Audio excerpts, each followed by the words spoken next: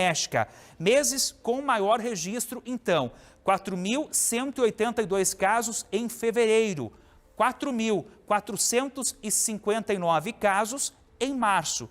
Em agosto, o número chega a 4.198 casos, então 44.493 vítimas de violência doméstica. É um número assustador, é um número que preocupa e que demonstra a fragilidade e o quanto nós precisamos discutir ainda esse assunto, ampliar essa discussão. Já já o Newton vem comigo, porque a gente vai falar inclusive mais sobre esse assunto. Agora 6 horas e 41 minutos, porque depois da gente ver esses números e trazemos tantos dados preocupantes, a gente trouxe aqui para falar com a gente a advogada Suiane Mota, ela que é especialista, inclusive, em direito das mulheres, para falar com a gente e discutir um pouquinho sobre esse assunto. Doutora, obrigado pela participação conosco. Quando a gente vê esses dados, são dados preocupantes e que a gente demonstra a fragilidade, a importância da denúncia, mas quanto nós precisamos evoluir como ser humano mesmo, né? Boa noite.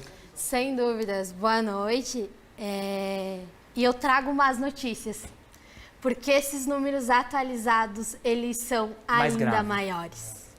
Esses são de 2022, atualizados, os números são mais preocupantes. Nós temos uma pesquisa que utiliza para alguns parâmetros de 2022 e já dados de 2023, publicada agora no início do mês de março, que nos leva à marca de 18,6 milhões de vítimas.